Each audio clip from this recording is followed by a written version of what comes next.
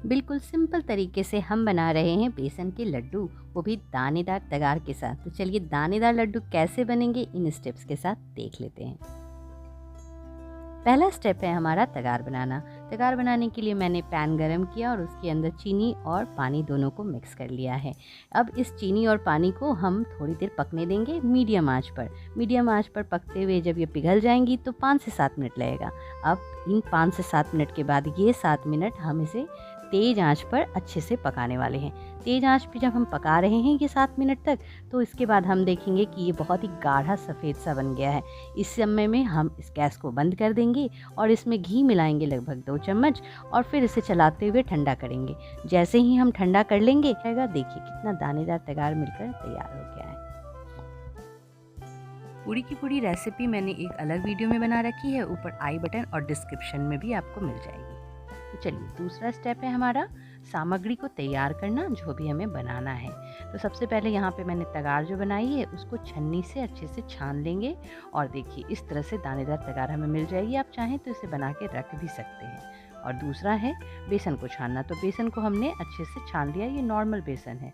इस छने हुए बेसन को देखिए ये बिल्कुल भी बराबर करके मैंने 1 कटोरी लिया है और आधी कटोरी के करीब तगार है।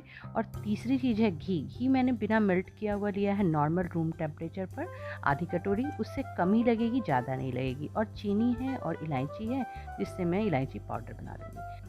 चलिए अब यहाँ पे थर्ड स्टेप है बेसन को अच्छे से भूनना। इसके लिए हमने पैन गरम करके घी डालना है। अभी आपको बहुत सारे लोगों का आपने सुना होगा कि लड्डू में ना बेसन कच्चा रह गया। ऐसा क्यों हो जाता है? ऐसा इसलिए होता है कि हम बेसन को भूनते समय छोटी मोटी बातें का ध्यान नहीं रखते।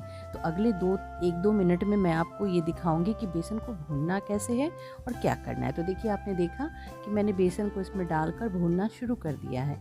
थोड़ा सा कम घी लगे तो आप 1-2 चम्मच डाल सकते हैं, जो मैंने अभी डाला।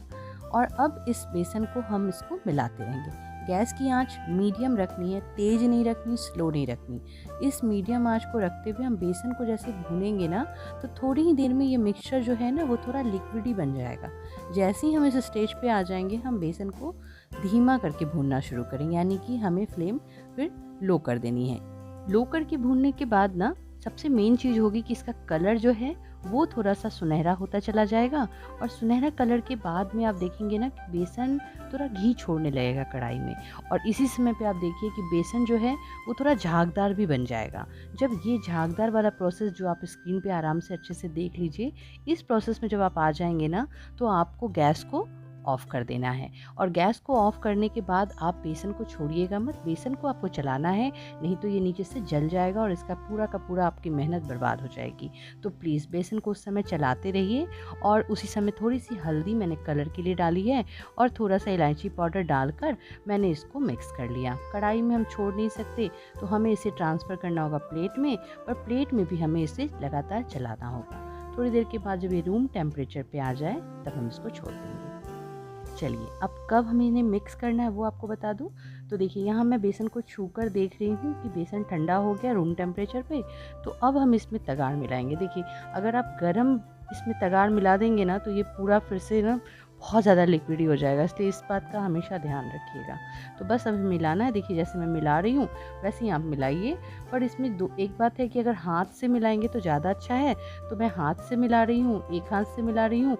अब दोनों हाथ की ज़रूरत इसलिए पड़ जाती है कि हम बेसन को अच्छे से दबा दबा के मिला लें। तो बस चारों तरफ से एक साथ जब बेसन हमारा हो जाए, मिक्सचर तैयार हो जाए, तो हम इनके लड्डू बांधना शुरू कर देंगे।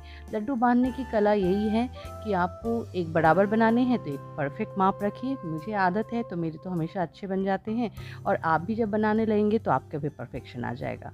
तो बस इन लड्डुओं को देखिए दबाते हुए और ऐसे छोटे छोटे गोले में हम इसको करेंगे ना तो ये बहुत अच्छे से गोल हो जाते हैं। देखिए लड्डू तैयार हो गए ना। इस तरह से हमें सारे के सारे लड्डू बना लेने हैं। और देखिए दोनों हाथों से तो मैं आराम से फटाफट लड्डू बना लेती हूँ। तो दोनों हाथों से मैंने लड्डू बना लिए।